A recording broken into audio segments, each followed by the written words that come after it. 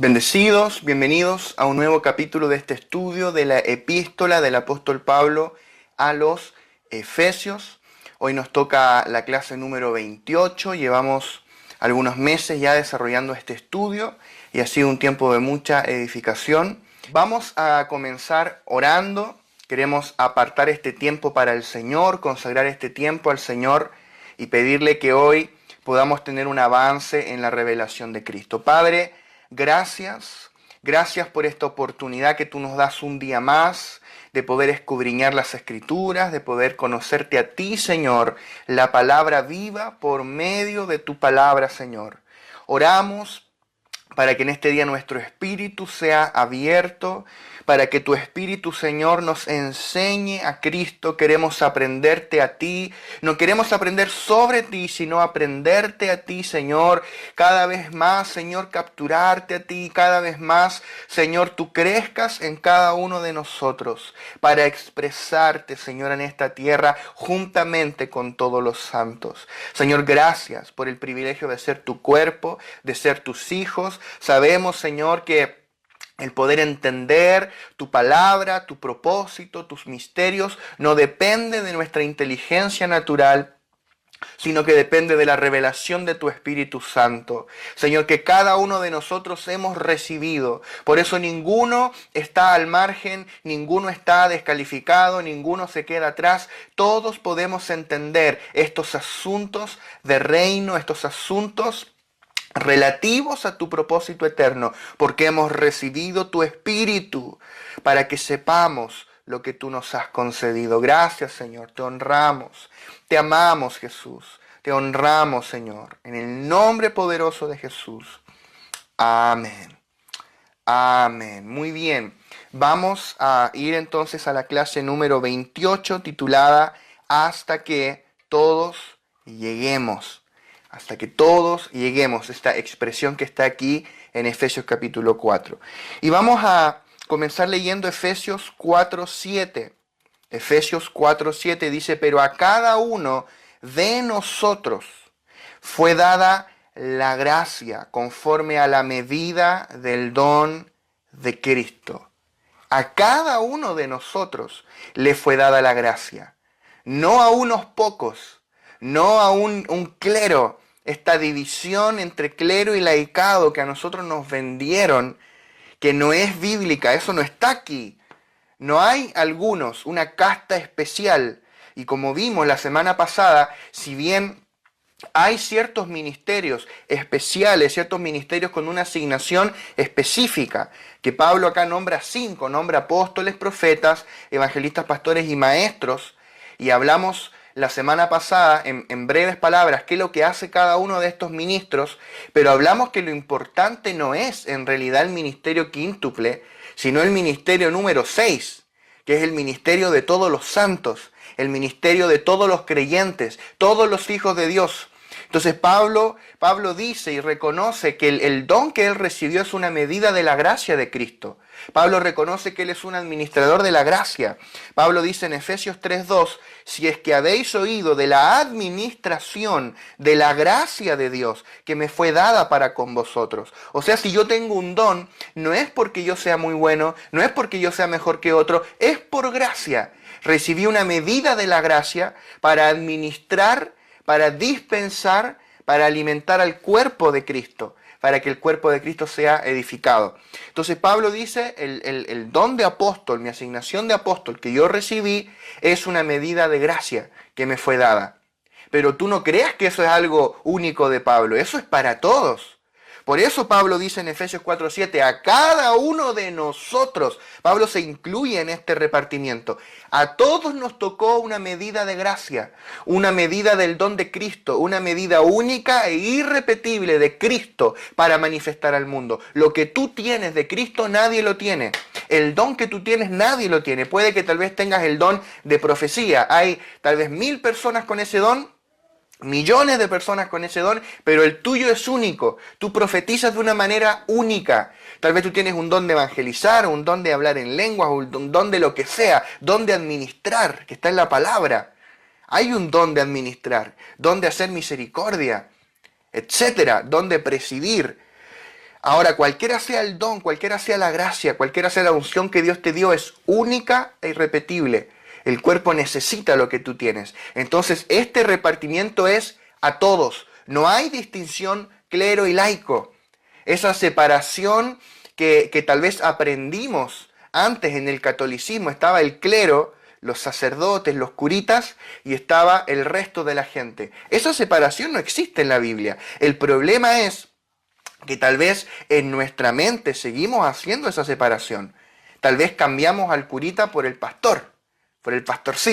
Tal vez en nuestra mente todavía el pastor o el ministerio quíntuple tiene una posición especial. Todavía tal vez pensamos, no, que mejor que me ore el pastor, Dios lo escucha más. No, mejor que me profetice el profeta porque él profetiza mejor que yo. No, todos recibimos una medida de gracia.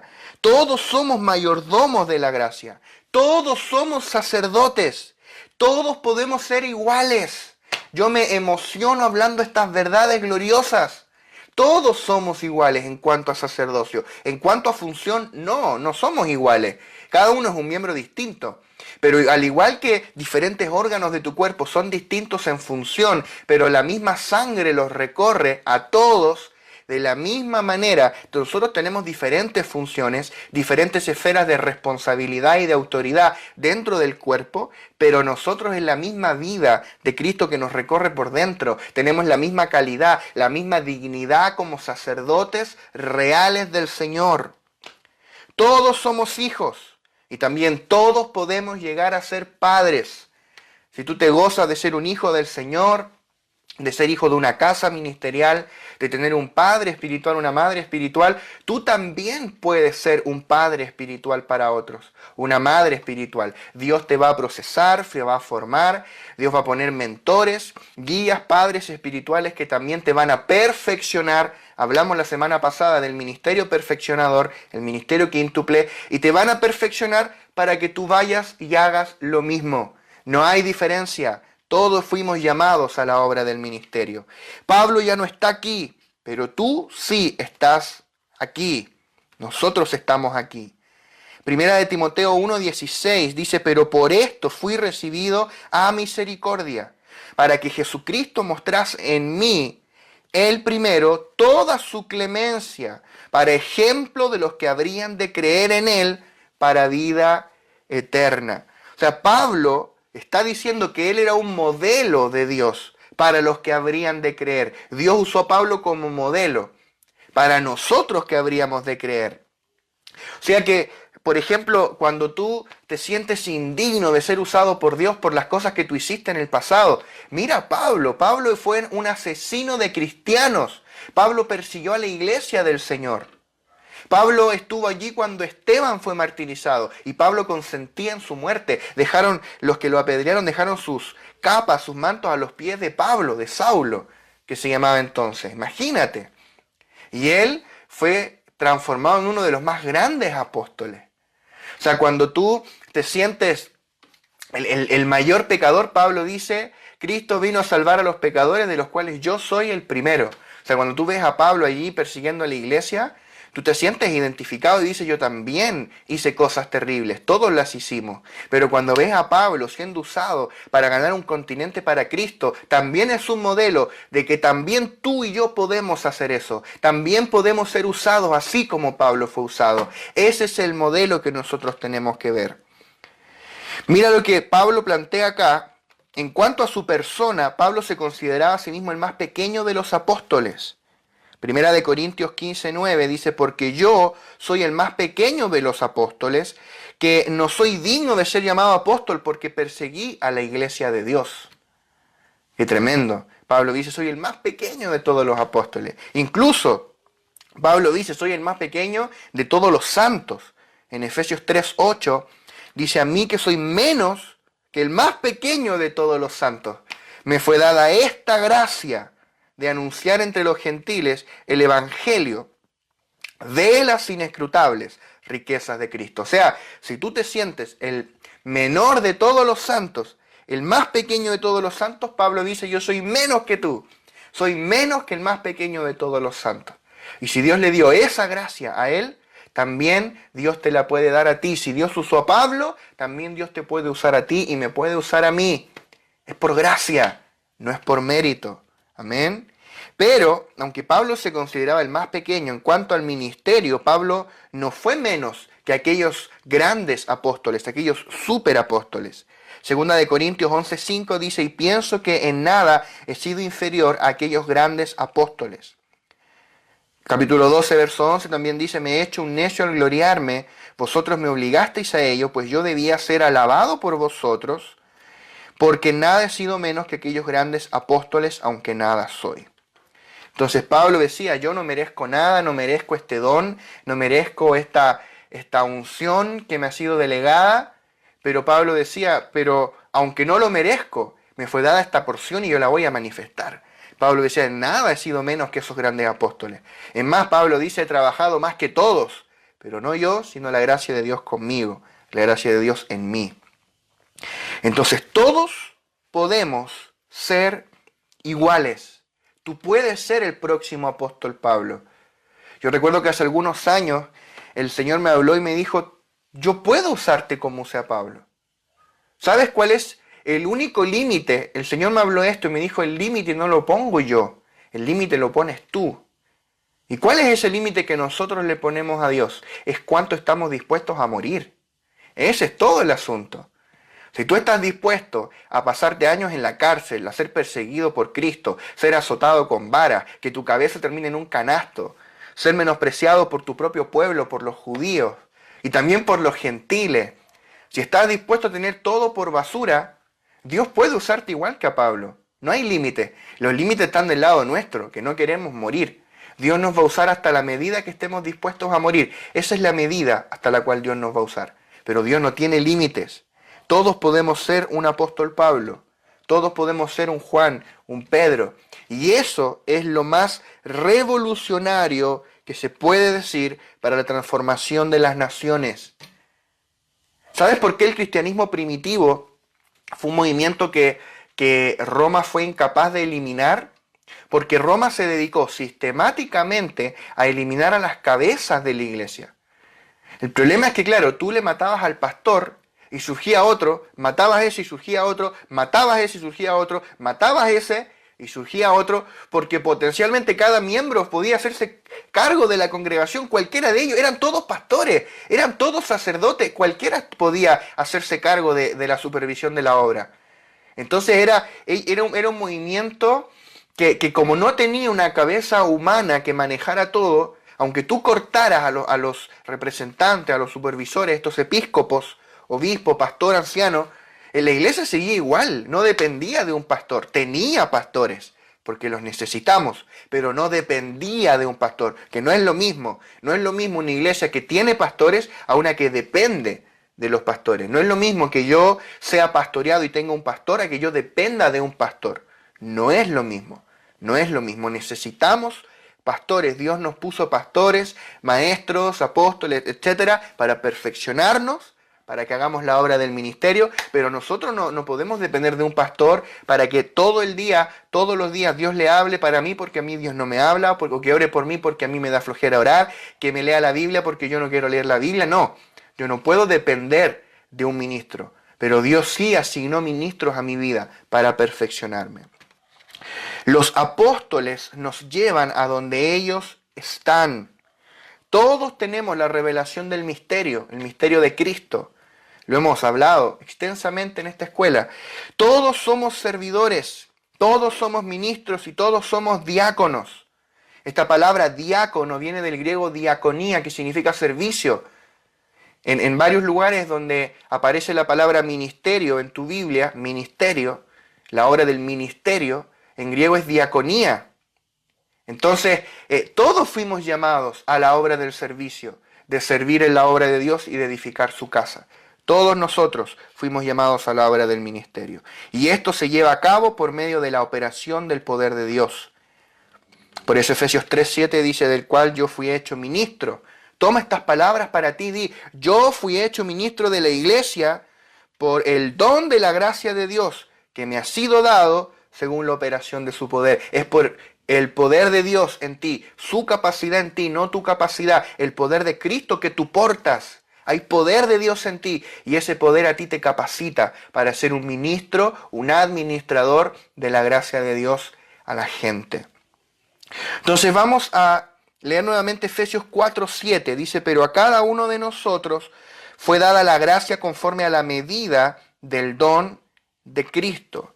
Pablo se incluye en esta mayordomía de la gracia. Pablo dice a cada uno de nosotros. O sea, no es que está diciendo, mira, estamos nosotros, el ministerio quíntuple, y están ustedes, que les fue dada a cada uno de ustedes la gracia conforme a la medida del don. O sea, nosotros tenemos un oficio, ustedes tienen un don nomás, pobre gente de ustedes. No, Pablo se incluye en esta mayordomía, en esta administración de la gracia, a cada uno de nosotros, no de ustedes, nosotros. O sea, Pablo era uno más. Por eso pusimos acá los perfeccionadores y los perfeccionados, todos realizan la obra del ministerio. O sea, tenemos a los santos, todos los santos son los perfeccionados. Y todos estamos incluidos ahí, tengamos o no un oficio dentro de estos 5. Todos estamos allí. Y los perfeccionadores son este ministerio quíntuple, estas 5 gracias ministeriales. Pero tanto los perfeccionadores como los perfeccionados, todos realizamos la obra del ministerio por igual, edificar el cuerpo de Cristo. En el modelo divino son destruidas las jerarquías. En el modelo divino no hay jerarquías, pero el cristianismo degradado por el concepto natural dice que en todo grupo debe haber rangos. Por eso que la iglesia fue degradándose, surgieron obispos, arzobispos, cardenales, papa y un montón de figuras que el Señor nunca estableció. Cuando tú ves la iglesia del primer siglo no funcionaba así. Era una estructura completamente diferente, una estructura orgánica. Todos eran sacerdotes. ¿Había apóstoles? Sí. ¿Había profetas? Sí. Por ejemplo, menciona a Agabo, menciona a Silas, menciona a Judas. ¿Había evangelistas? Sí. Menciona a Felipe. Y de seguro había muchos más. Menciona, por ejemplo, maestros. Sí. Tú tienes, por ejemplo, a Apolos. Tú tienes a Zenas, el intérprete de las Escrituras. Y así. O sea, existían estos ministerios y van a seguir estando hasta que todos lleguemos. Pero no son puestos jerárquicos. Eso es lo que tenemos que entender. Hay una delgada línea aquí. Yo oro que podamos ser gente centrada en esto, porque están los dos extremos. Está el extremo, que fue lo primero en manifestarse, que tiende a jerarquizar la estructura de la iglesia y crea una verdadera pirámide de puestos. Como el que está arriba se vuelve el cuello de botella de la organización. Tú conviertes el organismo en una organización.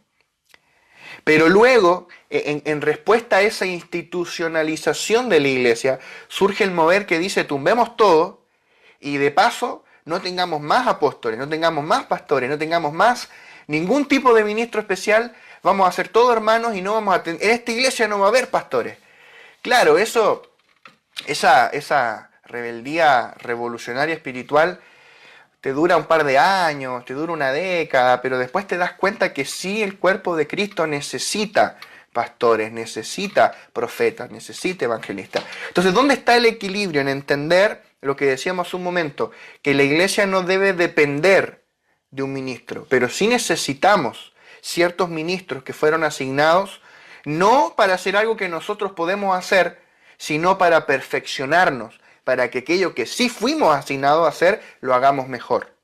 ¿Se entiende? O sea, el pastor, el profeta no está para orar por mí porque yo no puedo orar, está para entrenarme, para que yo pueda orar y pueda profetizar y pueda evangelizar y pueda abrir casa de iglesia y pueda ganar a otros. Está para entrenarme, para perfeccionarme, para que yo haga la obra del ministerio. Es el director técnico del equipo que me está entrenando. Entonces lo necesito. Pero yo no dependo de un pastor para que Dios me hable. Esa es la diferencia. Entonces honramos y respetamos las gracias ministeriales que Dios ha depositado en el cuerpo de Cristo, pero también honramos y respetamos la gracia que Dios ha puesto en cada santo, porque cada santo es un sacerdote al mismo nivel de dignidad. No hay sacerdotes de primera y segunda categoría en el cuerpo de Cristo. Debemos lograr ese equilibrio en nuestro entendimiento de estos asuntos. Estas jerarquías no fueron abolidas en la reforma de Lutero y todos los reformadores, ¿no? Lutero, Calvino, Zwinglio y todos los de esa generación, y se propagó a las denominaciones protestantes. Entonces este sistema de jerarquías que el catolicismo desarrolló se traspasó a la mayoría de las iglesias protestantes en mayor o menor medida.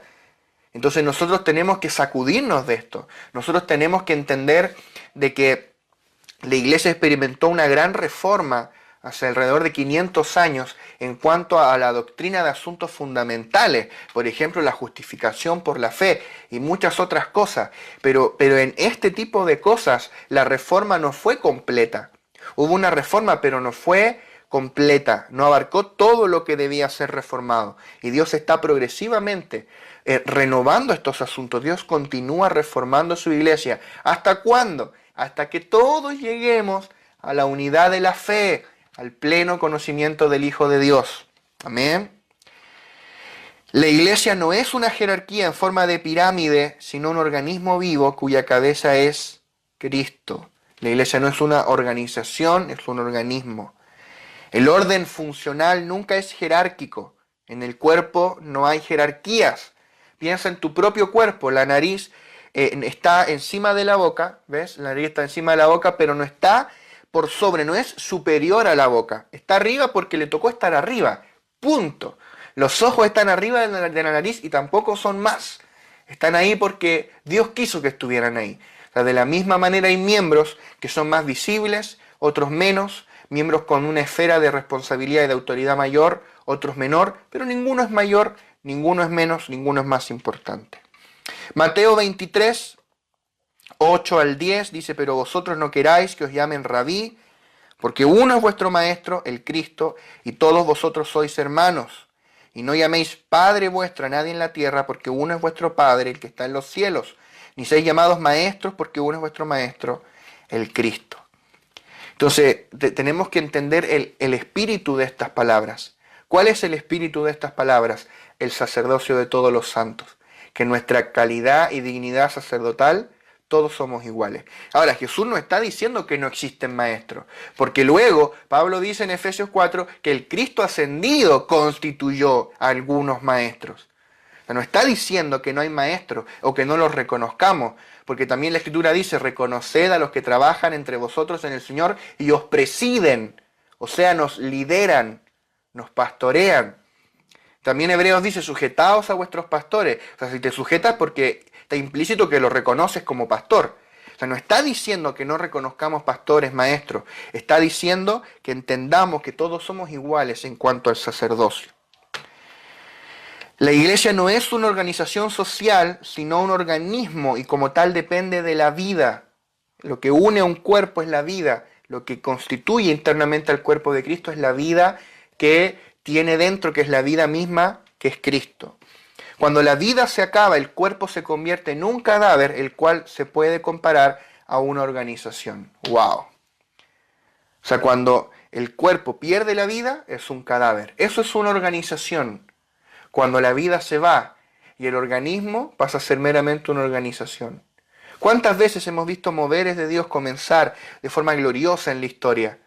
Pero luego el hombre comienza a sentar eso, a estructurarlo, a institucionalizarlo, hasta que en un momento de tanto institucionalizar las cosas, apagan la vida, la sofocan, hasta que finalmente queda una organización vacía, con sus normas, sus reglas, sus formas, su estilo de vestir, su estilo de hablar, sus músicas, pero carente de vida.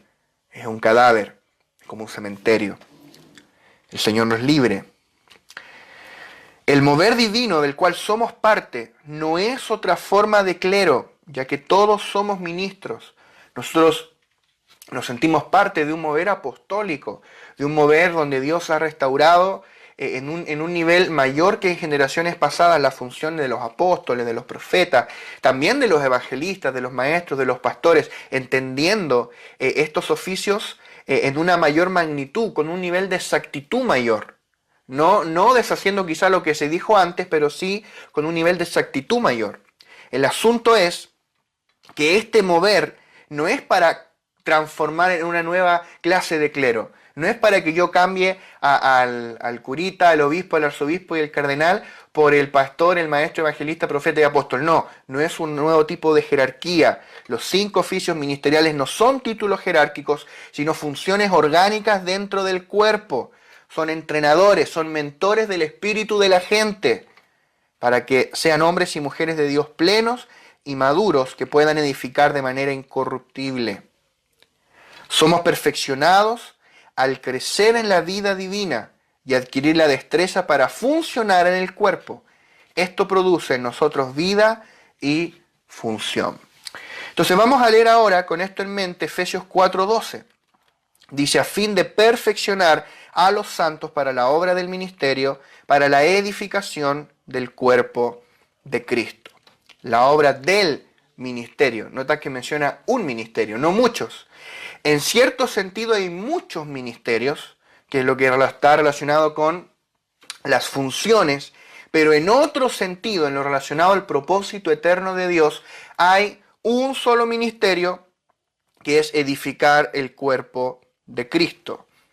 Primera de Corintios 12:5, Pablo dice, y hay diversidad de ministerios, pero el Señor es el mismo.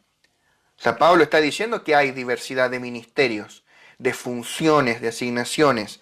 Segunda de Corintios 4:1 dice, por lo cual teniendo nosotros este ministerio, según la misericordia que hemos recibido, no desmayamos. Está hablando de su ministerio apostólico, de manera específica.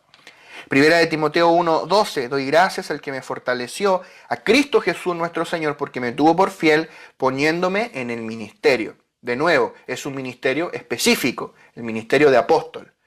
Dios lo puso en esa asignación. Entonces, en cierto sentido, no está mal decir que hay muchos ministerios diferentes. Pero a la vez, en cuanto al propósito eterno, hay un solo ministerio, que es edificar el cuerpo de Cristo. Lo dice Efesios 4:12. Son 5 ministerios para un solo ministerio. 5 ministerios que trabajan para entrenar gente para que desarrollen un único ministerio. ¿Se entiende? 5 ministerios para un solo ministerio, que es perfeccionar santos para que edifiquen el cuerpo de Cristo. Y el verso 13, Efesios 4:13 dice, hasta que todos lleguemos a la unidad de la fe y del conocimiento del Hijo de Dios, a un varón perfecto a la medida de la estatura de la plenitud de Cristo. Entonces, este único ministerio que desarrollan los santos daría para un seminario titulado El Ministerio de los Santos, hablar estas cosas. ¿Cuál es el ministerio de los santos? Edificar el cuerpo de Cristo. ¿Cómo lo hacen? ¿De qué manera? ¿Cómo se ensamblan los diferentes miembros con diferentes dones? Ese es el tema, el gran tema de la iglesia, y que tal vez hemos hablado poco. Hemos perdido mucho tiempo hablando de la herramienta de Dios, que es el ministerio quíntuple, y no hemos entendido que no es el fin, es el medio para obtener el fin, que es levantar un ejército de sacerdotes reales. Es convertir a cada nuevo convertido en un sacerdote funcional, en un hombre de Dios perfecto, maduro y cabal, enteramente preparado para toda buena obra. Ese es el asunto. Entonces, este único ministerio que es los santos edificando el cuerpo de Cristo, es para lograr 5 cosas principales. 5 cosas principales. Y vamos a ver a continuación 5 objetivos divinos a los cuales todos debemos llegar. 5 objetivos divinos a los cuales todos nosotros debemos llegar. Por eso dice acá, hasta que todos lleguemos y leíamos acá, a la unidad de la fe, el conocimiento del Hijo de Dios, a un varón perfecto, a la medida de la estatura de la plenitud de Cristo, y continúa en el verso 14. Entonces vamos a ver estos 5 objetivos divinos. Dice, hasta que todos lleguemos, o sea, hasta que todos alcancemos. Acá llegar es alcanzar. Llegar es alcanzar. En Efesios 4:3, si ustedes recuerdan, Efesios 4:3 dice, solícitos en guardar la unidad del Espíritu en el vínculo de la paz. Te habla de la unidad del Espíritu. Acá te habla de la unidad de la fe. Está relacionado, pero no es lo mismo. Esta unidad del Espíritu de Efesios 4:3 es la unidad de la vida divina en la realidad. O sea, en el Espíritu estamos unidos, porque estamos unidos por la misma vida intrínseca que nos habita. Pero en el verso 13 se nos habla de la unidad de la fe, que es una unidad práctica, es una unidad en nuestro vivir en forma práctica. O sea, en el Espíritu ya estamos unidos. Ahora debemos arribar a una unidad que tiene una expresión práctica. En cuanto a esa unidad del Espíritu, decíamos en una clase anterior que ya tenemos unidad, el asunto es mantenerla. Pero en cuanto a la unidad práctica en nuestro vivir, tenemos que llegar a ella, tenemos que arribar a esa unidad de la fe. Entonces, este aspecto práctico de la unidad se compone de dos cosas que menciona acá, que es la fe y el pleno conocimiento del Hijo de Dios. Entonces, vamos a ver este primer punto, que es llegar a la unidad de la fe. Voy a revisar acá que esté bien enchufado esto porque no está cargando. Denme un momento, por favor. Ahí sí. Bien. Ok, llegar a la unidad de la fe. La fe acá no se refiere a la acción de creer, sino al contenido de lo que creemos. La unidad de la fe se refiere al contenido de lo que creemos, que es la persona de Cristo y su obra consumada, es decir, la economía de Dios, el contenido de lo que creemos. Algunos versículos que hablan de esto. Judas 3. Amados, por la gran solicitud que tenía de escribiros acerca de nuestra común salvación, me ha sido necesario escribiros exhortándoos que contendáis ardientemente por la fe que ha sido una vez dada a los santos. Entonces está hablando de la fe que fue dada al inicio, a la iglesia. Y debemos perseverar en esa fe. Está hablando del contenido de lo que creemos. No está hablando de que tengo mucha fe o poca fe, sino está hablando de qué creo. No cuánto creo, sino en qué creo. Es como cuando alguien te pregunta, ¿y tú cuál es tu fe? Está hablando del contenido de lo que crees, en qué crees. Segunda de Timoteo 4:7, he peleado la buena batalla, he acabado la carrera, he guardado la fe. He guardado la fe, de nuevo, es el contenido de lo que creo. Mantuve mis convicciones. Primera de Timoteo 6:21, la cual profesando algunos se desviaron de la fe.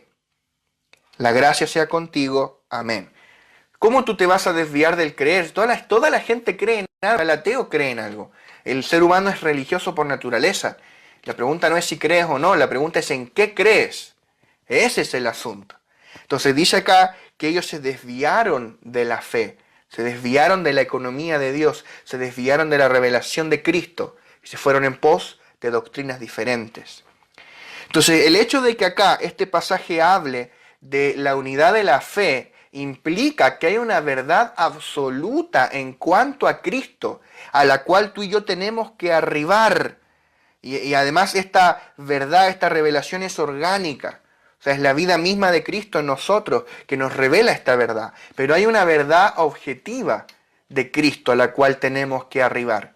O sea, no es correcto todo lo que se dice, no es correcto cuando la gente dice, bueno, pero todos los caminos llevan a Roma, bueno, pero yo creo en Dios a mi manera, pero lo importante es que todos somos hijos de Dios. Bueno, yo, no sé, creo en esto otro, voy a tal o cual iglesia, pero lo importante es que todos le oramos al mismo Dios, al mismo Cristo. No es así, no da lo mismo. Hay una verdad objetiva a la cual tenemos que arribar. El conocimiento pleno de Cristo, hay una unidad de la fe, hay una fe con un contenido específico a la cual todos debemos arribar, que es la economía de Dios, que es la revelación de Cristo. Ponle el nombre que quieras, el nuevo pacto, la gracia, el reino. Es la revelación de la persona de Cristo y de la iglesia. Todos necesitamos arribar a esta verdad. El Señor está llevando a su iglesia a ese lugar, a ese conocimiento pleno. Y ahí viene el punto número 2, que es llegar al pleno conocimiento del Hijo de Dios. Quiero volver a leer Efesios 4:13. Mira qué interesante, dice, hasta que todos lleguemos a la unidad de la fe y del conocimiento del Hijo de Dios. Y del conocimiento del Hijo de Dios. Esta palabra conocimiento en el griego es epignosis, en este caso puntual, porque hay más de una palabra para conocimiento. Las más usadas son tres: oida, ginosko y epignosis, que sería como epi, ginosko. Entonces, esta palabra epignosis significa un conocimiento pleno, conocimiento total o exacto. Eso es epignosis, conocimiento pleno. Entonces, en realidad este pasaje no está traducido de la forma óptima. Debiese haberse traducido hasta que todos lleguemos a la unidad de la fe y del conocimiento pleno del Hijo de Dios. Si hubiera dicho meramente conocimiento, hubiera puesto gnosis, el ginosko. Podría haber usado oida, podría haber usado, tal vez, desconozco si hay alguna otra palabra más, pero las más frecuentes en el Nuevo Testamento son las que dije. Pero usó epignosis porque Pablo estaba hablando no solo de conocer a Cristo, sino de arribar al conocimiento pleno de Cristo, que no es lo mismo. Primera de Timoteo 2:4 dice: el cual quiere que todos los hombres sean salvos y vengan al conocimiento de la verdad. Acá, nuevamente, conocimiento es epignosis, o sea, el conocimiento pleno. O sea, este versículo debería traducirse, y algunas versiones lo traducen así: el cual quiere que todos los hombres sean salvos y vengan al pleno conocimiento de la verdad. O sea, Dios no quiere meramente que tú seas salvo. Si tú fuiste salvo, gloria a Dios por eso. Hay fiesta en los cielos por un pecador que se arrepiente, gloria a Dios. Ahora eres salvo. Pero no basta con eso, el plan de Dios no termina ahí para ti. El plan de Dios ahora es llevarte al pleno conocimiento de Cristo, al pleno conocimiento de la verdad. Y no un conocimiento inicial, conocimiento a medias. No, el conocimiento pleno. Pero no es un conocimiento pleno, no sé, una licenciatura en teología, que no está mal, no está mal. Pero no estamos hablando de un conocimiento intelectual, estamos hablando del conocimiento de una persona, el conocimiento de Cristo, es un conocimiento por experiencia. Por eso Pablo ocupa aquí epignosis, que es epi y gnosis. Y esta segunda parte, gnosis o ginosko, significa un conocimiento por experiencia, por proximidad. Ese conocimiento cuando tú pasas mucho tiempo con una persona y tú empiezas a conocer a esa persona. Ese tipo de conocimiento de Cristo Dios quiere que tengamos. No porque lo leí en un libro, y no está mal leer libros. El tema es que a Cristo no se lo conoce a través de un libro. Tú a Cristo lo conoces pasando tiempo con Él. ¿Y dónde está Cristo? Gloria a Dios que no está lejos en el cielo solamente, aunque Él está sentado a la diestra de Dios, sino que Él está cerca de mí, en mi boca y en mi corazón. Él está dentro de mi espíritu.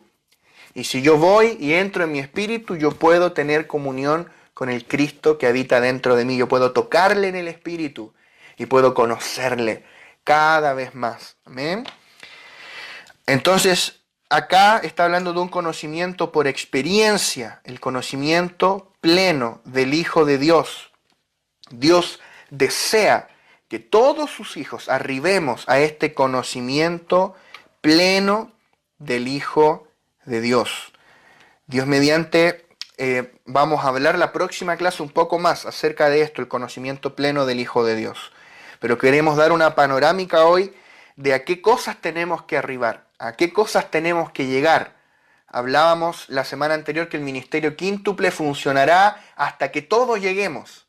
Porque si tú ves en el cielo, dice que le adoraremos diciendo: nos has hecho reyes y sacerdotes para Dios y reinaremos sobre la tierra.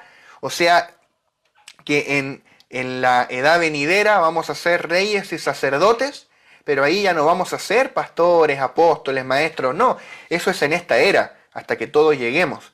Cuando lleguemos, todos habremos llegado, no se va a necesitar más apóstoles, maestros, no se va a necesitar profetas. Pero esto es hasta que todos lleguemos. ¿Llegar a dónde? Esa es la respuesta que estamos dando hoy. Dijimos que el punto número 1 era la unidad de la fe, el punto número 2 al conocimiento pleno de Cristo, el conocimiento pleno del Hijo de Dios. Y número 3, seguimos avanzando. ¿Qué otra cosa más debemos llegar o arribar? Llegar a un varón perfecto. O lo mismo, pero dicho de otra forma o en otra traducción, es un hombre de plena madurez. Un varón perfecto o un hombre de plena madurez. Efesios 4:13, hasta que todos lleguemos a la unidad de la fe y del conocimiento del Hijo de Dios, a un varón perfecto. a la medida de la estatura de la plenitud de Cristo. Por medio de la regeneración, o sea, cuando nacimos de nuevo y Dios nos engendró como hijos, hemos llegado a ser niños. Primera de Corintios 3:1 dice: de manera que yo, hermanos, no pude hablaros como a espirituales, sino como a carnales, como a niños en Cristo. Como a niños. Imagínate, está hablando acá de niños espirituales. Entonces la palabra dice en Gálatas que el heredero, entre tanto es niño, en nada difiere del esclavo. O sea, el problema tal vez de muchos de nosotros es que hemos sido niños por demasiado tiempo. Pero Dios quiere que crezcamos para llegar a la madurez, a la adultez, dejar de ser niños fluctuantes y arribemos a la madurez, a un varón perfecto, que lleguemos a un varón perfecto. Necesitamos crecer y madurar. Primera de Corintios 3:6 dice: yo planté, Apolos regó, pero el crecimiento lo ha dado Dios. O sea, Dios nos plantó en la iglesia para que tengamos crecimiento, para que crezcamos en Cristo hasta la madurez. Hebreos 6:1 dice: por tanto, dejando ya los rudimentos de la doctrina de Cristo, vamos adelante a la perfección, no echando otra vez el fundamento del arrepentimiento de obras muertas, de la fe en Dios, y menciona después otras cosas.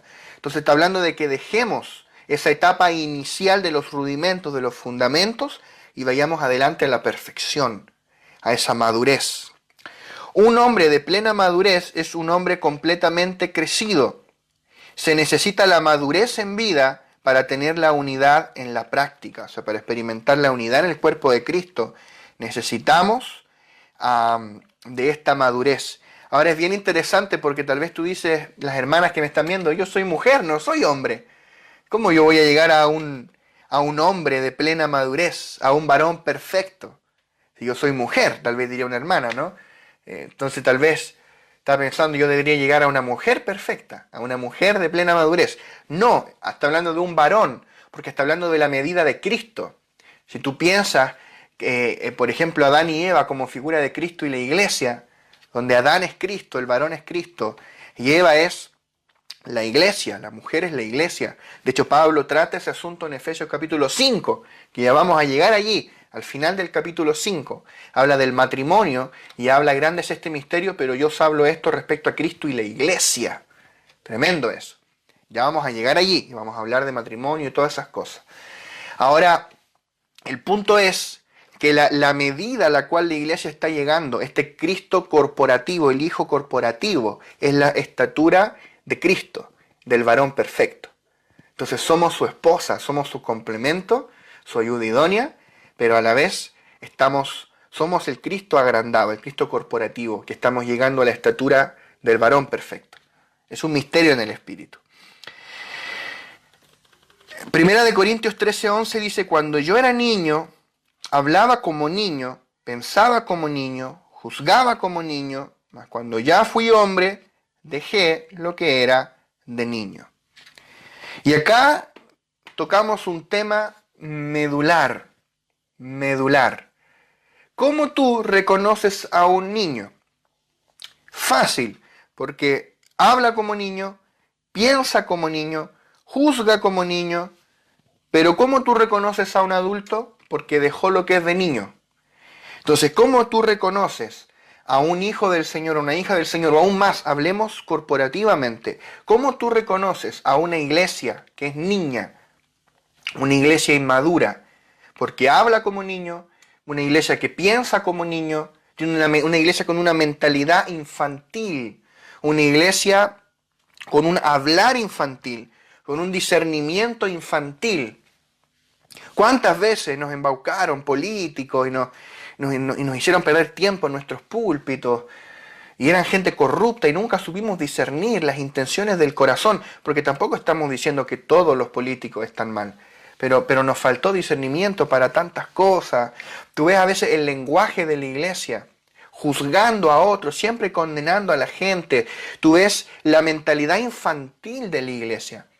Que todo es para mí, todo es para que Dios me bendiga, todo es para que Dios me dé algo. Nunca está pensando en servir al propósito eterno. Nunca está pensando en sembrarse a sí misma en pos del propósito eterno. Nunca está pensando en morir a sí misma, en renunciar quizá a cosas que podría tener por justo derecho para sembrar en pos de la obra del Señor. O sea, tenemos una iglesia niña. Yo creo que el gran problema de la iglesia del Señor en nuestros tiempos es la inmadurez. Tenemos una iglesia inmadura, una iglesia niña, y necesitamos urgentemente arribar a un varón perfecto. Necesitamos arribar a un hombre de plena madurez, a este varón perfecto que es el Cristo corporativo, el cuerpo de Cristo en la tierra, el cuerpo con el cual Cristo pisa esta tierra, camina por esta tierra, gobierna esta tierra en esta era. Necesitamos arribar a esa madurez. Y para eso Dios nos puso, primeramente, ministros, ¿verdad? Apóstoles, profetas, evangelistas, pastores y maestros, para que nos perfeccionen, nos corrijan, nos enseñen, para que ahora todos nosotros los santos vayamos y edifiquemos el cuerpo de Cristo. Cada uno en su actividad propia, cada uno en su don, cada uno en su gracia particular. ¿Para qué? Para que todos lleguemos a un varón perfecto, para que todos lleguemos a un hombre de plena madurez. O sea, para que se acabe la inmadurez, necesitamos un ejército de santos edificando. Y para levantar un ejército de santos necesitamos ministros perfeccionadores. Todos debemos abandonar los juguetes doctrinales. Mira qué término más fuerte el que pusimos acá. Esto lo puso el apóstol Lucas. Todos debemos abandonar los juguetes doctrinales. ¿Qué es lo que es un juguete doctrinal? Porque tú puedes jugar con cualquier cosa. Acá, por ejemplo, Amandita tiene 1 año y toma lo que sea. O sea, puede tomar un juguete que es de ella o puede tomar algo que es sumamente delicado. Puede tomar, no sé, un tablet, puede tomar un celular que vale carísimo, puede tomar lo que sea y empezar a jugar con cosas con las que no debe jugar. Entonces también no estamos diciendo que las doctrinas son un juguete, no estamos diciendo que las doctrinas no son importantes, pero un niño, como juega con todo, juega con las doctrinas también. Entonces tú ves niños espirituales que empiezan a leer un par de libros y se meten, se leen un libro de teología y empiezan a discutir con otro, como niño con juguete nuevo. Tú ves un niño maduro con libro nuevo, niño maduro con canal de YouTube nuevo que encontró por ahí y se pone a discutir con otro y siempre está, el niño todavía cree, perdón,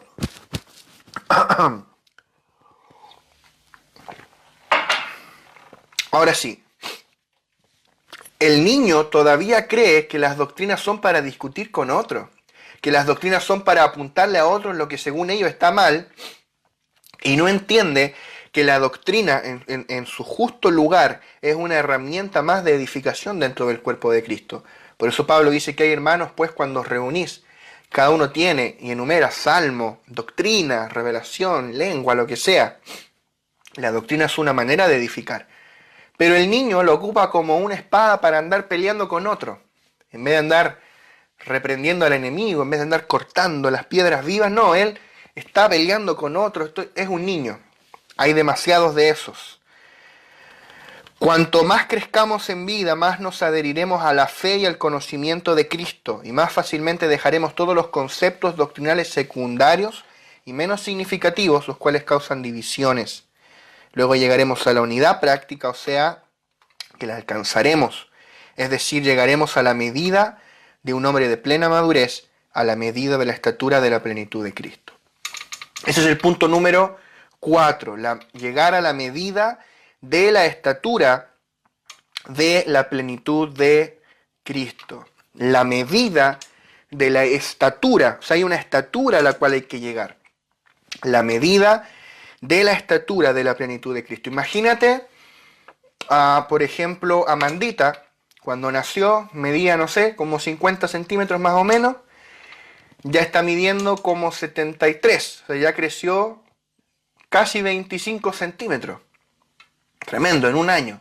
Y va a seguir creciendo y seguir creciendo. Los padres saben cuando los niños empiezan a ir al colegio, la ropa les empieza a quedar chica de un año a otro, el uniforme ya no les queda, y crecen y crecen y crecen y crecen. ¿Hasta cuándo van a crecer? Hasta la estatura de la plenitud, hasta la estatura de la adultez. Tampoco es que va a crecer infinitamente, sería un gigante, rompería el techo de la casa, no. Hay una estatura óptima, hay una estatura de adulto, una estatura de la plenitud. Madurez es sinónimo de plenitud. Tú entras en la plenitud de lo que un ser humano es, el cuerpo humano, y también el alma y el espíritu. Pero yendo a la parte del cuerpo, llega a una plenitud, a una madurez, a una adultez. Entonces, de la misma manera, la iglesia es el cuerpo de Cristo y está creciendo y siendo edificada. ¿Hasta dónde? ¿Hasta cuándo va a ser edificada la iglesia? Hasta que lleguemos a la estatura. ¿Cuál? La estatura de la plenitud de Cristo. Este varón perfecto, el Hijo corporativo. La plenitud de Cristo es su cuerpo, es decir, su iglesia. Efesios 1:23 dice, la cual es su cuerpo, la plenitud de aquel que todo lo llena en todo. La plenitud de Cristo es el cuerpo de Cristo, el cual tiene una estatura con una medida. Es por eso que hay un solo ministerio. Esto es fundamental que lo veamos. Lo voy a volver a leer. La plenitud de Cristo es el cuerpo de Cristo, el cual tiene una estatura como medida. O sea, hay una estatura a la que tenemos que llegar. Y ahí vamos a estar listos. Ahí se va a completar el edificio. Se va a completar el cuerpo. ¿Y cuál es ese único ministerio? Es edificar el cuerpo de Cristo. Porque la única hora en la que Dios está involucrado es que este cuerpo que comenzó a crecer llegue a la estatura de la adultez, a la plenitud. Es que este edificio que comenzó a edificarse se termine. Un día el edificio se va a terminar de edificar. Llegar allí es la meta de Dios. El único objetivo en el cual Dios está involucrado. Por ende, también debería ser el único objetivo en el que tú y yo estemos involucrados en cuanto a lo eterno. Hay un solo ministerio. Ahora bien, a mí me llama mucho la atención que cuando Pablo habla de la edificación, Pablo hable del cuerpo de Cristo. Es como que Pablo está mezclando términos, ¿verdad? Está mezclando el templo o edificio con un cuerpo. Porque tú edificas un edificio y tú un cuerpo lo nutres, no sé, lo alimentas, lo bañas, pero tú no edificas, nunca, no sé, has tomado a tus hijos, ya, vengan para acá, los voy a edificar para que crezcan, traigan un martillo, traigan un alicate, traigan un poco de cemento. No, quiero hacerte ver que es rara la terminología de Pablo. ¿Cómo yo voy a edificar un cuerpo? ¿Por qué mejor no me habla del crecimiento del cuerpo y de la edificación del edificio? Porque de hecho en Efesios capítulo 2 termina hablando del edificio, el templo santo en el Señor, morada de Dios en el Espíritu, y cuyo fundamento es Cristo mismo, y sobre él apóstoles y profetas.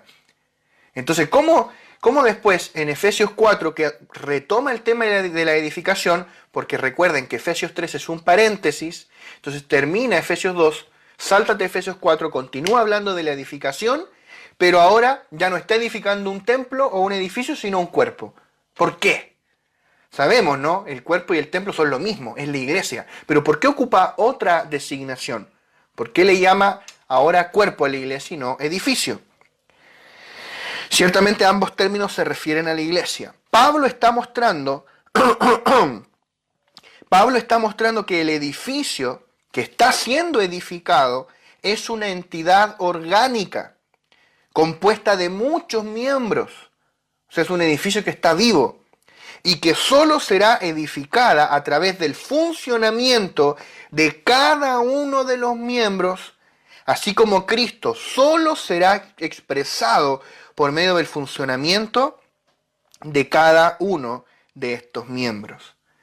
O sea, no es porque sí, no es para darle un sinónimo y no repetir edificio de nuevo o repetir templo. Es porque nos está mostrando que este templo está vivo, se compone de personas, son piedras vivas, se compone de miembros que funcionan uno conectado con otro como una entidad orgánica. ¡Qué maravilloso! Y para que este edificio sea edificado, la llave es que cada miembro, que cada piedra haga su trabajo. Impresionante. Otra razón, otra razón de por qué Efesios 4:12 no habla de la edificación del edificio, sino del cuerpo de Cristo, es para revelarnos la naturaleza de este edificio. No estamos edificando un edificio muerto, sino un edificio que posee vida, un edificio que está vivo, posee una vida intrínseca, que es de hecho, este edificio es el cuerpo vivo del Cristo resucitado, del Cristo ascendido, del Cristo glorificado. La iglesia es una entidad orgánica y viviente que tiene una expresión específica. Este edificio que estamos edificando tiene un diseño, tiene un plano. Nadie edifica un edificio sin tener un plano. Tú a lo mejor puedes edificar una choza, puedes edificar, no sé, una cabaña sin tener un plano. Total, imagínate, si estás si tienes un terreno a la orilla del lago y quieres construir una choza, da lo mismo como te salga. Tú construyes ahí como salga. Pero si vas a construir un rascacielos, tienes un plano. Si vas a construir un edificio de 4 pisos, tú tienes un plano. Una casa de 2 pisos, tienes un plano. ¿Cuál es ese plano? ¿Cuál es el diseño de la iglesia? La vida. Así de simple y así de glorioso. El diseño del cuerpo de Cristo es la vida. Debemos entender que el diseño de la iglesia no obedece a patrones ni a principios humanos. El diseño de la iglesia es orgánico. La vida es el diseño. La vida divina que es Cristo. Esa vida que nos habita es el diseño. Y si tú impartes de esta vida en los santos para que la vida divina crezca en ellos crezcan en vida, ellos se edificarán por medio del fluir de esta misma vida y por la dirección de esta vida, edificarán el edificio cada uno en su función propia y el edificio crecerá, el cuerpo crecerá, recibirá su crecimiento en amor hasta que todos lleguemos y va a llegar el día en que vamos a llegar, todos, no algunos, todos habremos llegado, el edificio estará completado. Ese es el secreto, es la vida, ese es el diseño del edificio. Todos los modelos humanos de iglesia crecimiento, todos los métodos son como aproximaciones lineales que intentan acercarse a una curva, pero nunca lo logran. Y la curva es la vida. La vida es el diseño de la edificación del cuerpo de Cristo. Quiero que veamos el punto número 5. Podríamos explayarnos mucho más en esto, pero queremos solamente dar un vistazo a todos estos tópicos y tal vez más adelante los vamos a profundizar. El punto número 5 y último, al cual tenemos que llegar, todos tenemos que llegar, o sea, tú y yo tenemos que llegar, es ser libres de la inmadurez y de los vientos de enseñanzas. Ser libres de la inmadurez y de los vientos de enseñanza. Efesios 4:14 dice, continuando el verso 13, para que ya no seamos niños fluctuantes, llevados por doquiera de todo viento de doctrina, por estratagema de hombres que para engañar emplean con astucia las artimañas del error. ¿Ves? Lo primero que dice, ya lo habíamos dicho, para que ya no seamos niños. O sea que el ministerio edificador que tus hermanos realizan hacia ti, todos tus hermanos, incluidos tus pastores, incluidos los apóstoles, profetas, más todos tus hermanos, los santos que te rodean, es para que tú ya no seas niño. Uno de los grandes objetivos contigo a nivel personal que Dios tiene es que dejen de ser niños. Niño en el espíritu, un niño espiritual. Cuando nacimos de nuevo, todos somos bebés espirituales. Pero ahora hay que crecer a ser niño, adolescente, adulto espiritual, ser padre espiritual para otros y un día llegar a ser abuelo espiritual, tatarabuelo espiritual, un patriarca de la fe. Amén. Entonces el objetivo de Dios es que tú y yo dejemos de ser niños. Repito, el gran problema de la iglesia es inmadurez. Ese es el problema de la iglesia. Que no entendemos lo que nos ha sido concedido. Seguimos pidiendo lo que Dios ya nos dio. Ese es el problema. Seguimos viviendo como si no lo hubiéramos recibido. No entendemos lo que nos fue dado. Peleamos batallas que ya Cristo las ganó porque no entendemos lo que Cristo ganó. Y ahí estamos perdiendo nuestro tiempo. Como el Quijote peleando con molinos de viento, siendo que deberíamos estar poseyendo la tierra prometida de las inescrutables riquezas de Cristo para nutrirnos y que la iglesia sea edificada. Deberíamos estar dedicados a sembrarnos en pos del propósito eterno, invertir los años que nos quedan en esta tierra en pos de lo trascendente.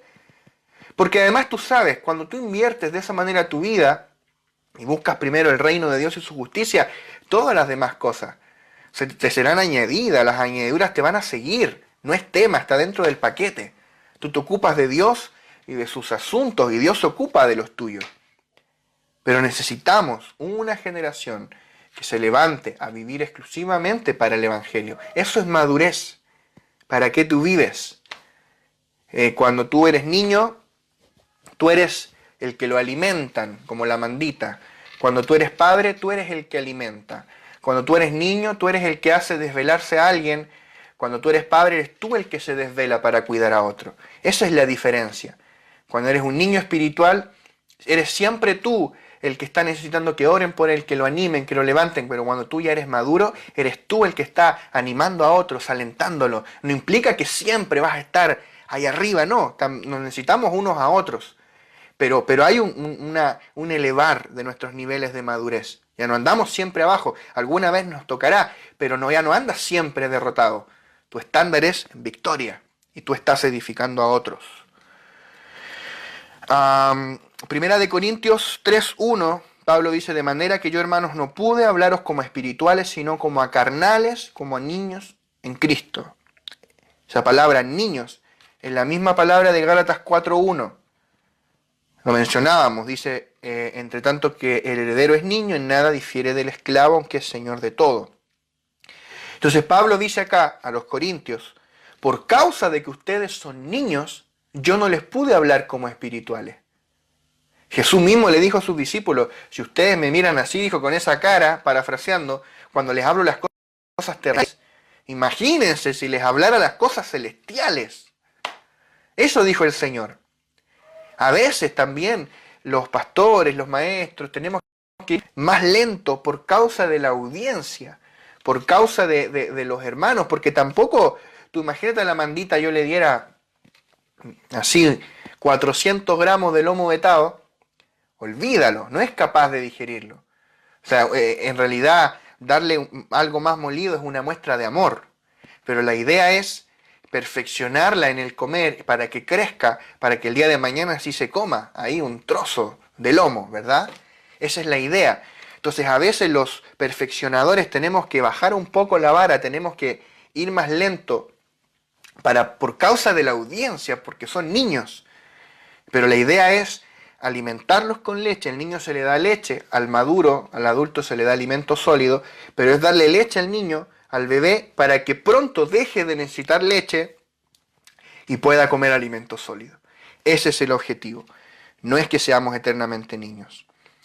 Hebreos 5:13 dice: y todo aquel que participa de la leche es inexperto en la palabra de justicia, porque es niño. Es niño. Ahora quiero centrarme acá cuando dice: llevados por doquiera de todo viento de doctrina. Todo viento de doctrina. Son doctrinas que son verdaderos vientos que arrastran a la gente. Hay todo un aparataje ahí de sistemas doctrinales que están realmente ideados por el enemigo, o que en el mejor de los casos surgieron de la carne de alguien, de la mente de un hombre muerto, del entendimiento adámico, para intentar interpretar la Escritura, que son verdaderamente vientos de doctrina que soplan de un lado para otro y que te pueden arrastrar, te pueden hacer naufragar. La vida cristiana es como una travesía marítima en donde somos sacudidos por las olas y zarandeados por los vientos, y las penurias son las rocas que estamos esquivando constantemente. A veces las olas llegan suave y placenteramente, y sin darnos cuenta, somos arrastrados y apartados de Cristo. O sea, no pienses que siempre estas olas, porque Mira este escenario, ¿no? Tienes vientos de doctrina y eso genera olas. Y estas olas a veces no llegan como un tsunami. Si tuvieras un tsunami venir, obviamente correrías. Acá Chile es un país de tsunamis. Tristemente sabemos lo que es un tsunami. Es un evento terrible. Si tú ves una ola enorme, tú claramente corres. Pero a veces estos vientos de doctrina generan olas suaves, hasta placenteras, pero te van arrastrando. No sé si te ha pasado alguna vez, estás flotando allí en un lago o en el mar, cualquier lugar que se formen olas, con el viento, y estás flotando, tal vez en un flotador, empiezas a mirar el sol, las nubes, y de repente, sin que te des cuenta, te empiezas a ir, ¿verdad? Te empiezas a ir, te empiezas a ir, te empiezas a ir, y tú miras y estás muy lejos. Así funcionan estos vientos de doctrina, estas doctrinas diferentes a la economía de Dios, doctrinas diferentes a la revelación de Cristo, al pleno conocimiento de Cristo, a la unidad de la fe. Las olas levantadas por los vientos de diferentes enseñanzas, doctrinas, conceptos y opiniones fueron enviadas por Satanás para seducir a los creyentes a fin de desviarlos de Cristo y la iglesia. Es difícil que los niños en Cristo las disciernan. Esto es clave que tú lo sepas, que un niño no es capaz de discernir estos asuntos. Un niño escucha una predicación en YouTube de X predicador y la encuentra fabulosa y no se da cuenta que es una enseñanza diferente al nuevo pacto, que es una enseñanza que está trayendo condenación, que está trayendo ley, que está trayendo tal vez un sistema, una doctrina judaizante, volviéndolo a la ley, haciéndolo abandonar la gracia. Un niño no lo discierne. Por eso es urgente que dejemos de ser niños y nos volvamos gente madura para que podamos discernir. Por eso dice la palabra que el hombre espiritual, juzga, discierne todas las cosas. Tú vas a poder discernir. Te va a empezar a pasar que tú vas a escuchar una predicación, vas a leer algo y vas a decir, no, esto no. Esto no es el alimento sólido al que yo estoy acostumbrado. Este no es el pan vivo al que yo estoy acostumbrado. Vas a poder discernir. El problema es que un niño no. Entonces hay niños que se han apartado de la fe porque escucharon una ola, escucharon un viento de doctrina, escucharon algo en YouTube, leyeron algo por allí y se desviaron de la fe. Apostataron de la unidad de la fe, de la revelación del Cristo resucitado y glorificado. Claro, porque eran niños. Hemos tenido muchos casos así a lo largo de los años. Recuerdo una vez un hermano en otra congregación que vio por ahí en YouTube un video en contra del apóstol Lucas. Y entonces él dijo, claro, no puede ser. Al otro día se fue de la iglesia, dejó todo y se fue hablando mal. O sea, un hermano tan niño que le creyó un video de YouTube en mala calidad, medio borroso, que armó a alguien que ni siquiera pone el nombre, sin fuente alguna de lo que está diciendo, hasta sin versículos bíblicos, o si los pone están mal utilizados. Eso es un niño, es arrastrado por vientos. Un niño no reconoce la diferencia entre la ley y la gracia. Por eso los Gálatas querían circuncidarse. Ellos dijeron, mira, si los judíos lo hacen, ¿por qué nosotros no? Está en la Biblia.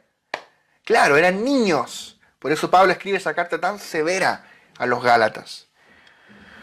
La única manera de escapar de las olas que se levantan por los vientos es crecer en vida.